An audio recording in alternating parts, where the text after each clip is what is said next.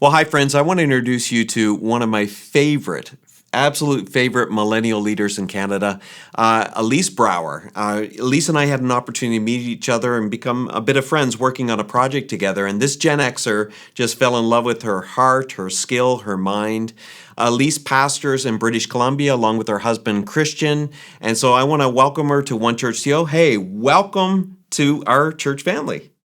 Thank you so much, Jonathan. It's so good to be with you guys. And this millennial really has enjoyed working with you on the things that we've worked on in the past. I think the world of you guys there. I love what you guys do. I've been following some of your series online, so it's great to join you guys today.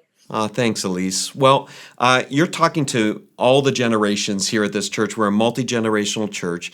And I would like you to specifically talk to our generations about maybe what it is about millennials we should know. What makes you different? And what should we be aware of with the millennial generation? First things first, we're not actually that young. I think sometimes people have this idea of millennials in their heads. You know, they're 20 somethings or late 20 somethings living in their parents' basement or whatever. There's kind of this stereotype or caricature out there of what millennials are. But in reality, there are some millennials that are actually in their 40s. Mm. you know and so actually this stereotype of these young kind of people who are bumming off their parents or young people who are still kind of trying to find their way, I mean, that's not really accurate.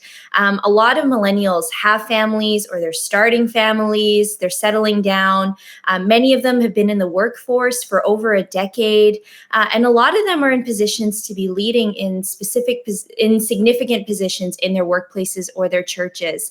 There's also this idea that millennials just aren't coming to church. I mean, there's lots of reports out there about how millennials and the millennial generation in general is becoming a whole lot less religious. I think they say that 4 in 10 are not. 4 in 10 go to church, or 4 in 10 aren't going to church. And while there is a pattern of decline in terms of church attendance, I don't think that's the full story when it comes to millennials and religion. Dr. Joel Thiessen, who is a sociologist at Ambrose University, Right. and he's done studies on how younger people relate to the church. He said when people join religious groups, they join because of the community that they have with others, even before they understand or embrace the particular beliefs or behaviors of that group. And I think that really speaks to the millennial heart. It speaks to this relationality, this priority of relationship for millennials. I've worked with young adults for a while now, and so that includes some Gen Z, but for a long time, it's been mostly millennials. And I think I really see that before people, start to subscribe to, not even subscribe to, but before they start to really dig in deeper to the Bible or dig in deeper to God's word, they really are looking for that sense of belonging, that sense of, I can be myself here. Right, I'm right. this sense of connection. What I hear over and over again from young adults that start attending our church is that they love, the fact that it feels like family. It feels like a place where they belong, and people ask them, how they are. They connect with them. There are older people who really take the time to invest in their lives and be involved in their lives. And so that makes a huge difference. That makes a really big difference, that relationality. I think that also speaks to the social justice, Right. the social justice factor. I think millennials, it's funny because I think millennials get a bad rap sometimes for being, they get disparaged or mocked sometimes for being like social justice warriors or keyboard, whatever, Right, right? Like, right.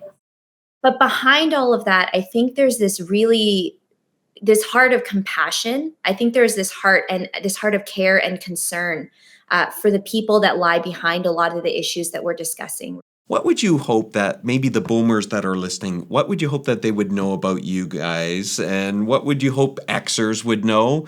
Or even Gen Z that's following you, which is very different from you guys. What would you wish they would know about millennials? I think it's really important for boomers to know we're not looking to start a hostile takeover. It might feel like that. It might feel like that as millennials sometimes. I know that we millennials, we can be really passionate about what we're passionate about.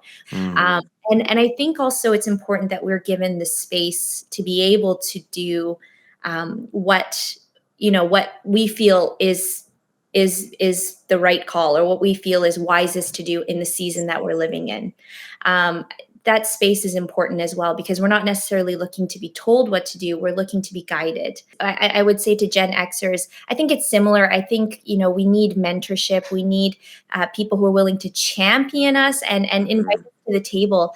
A lot of Gen Xers are starting to fill those, they're in leadership positions like yourself, Jonathan, Right, right. where you can bring millennials to the leadership table. You can, invite them and help them to get the experience they need for later on, or even mentor them for the roles that they're in right now.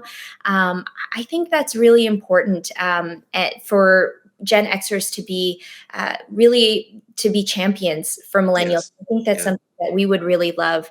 What do you wish Gen Z would know about millennials? I don't know that we've been very good at paying attention to the generations that come after us, just because we've Mm, been so focused on those positions of influence, those roles of influence at, the leadership tables that maybe we felt like we should have, but we don't have.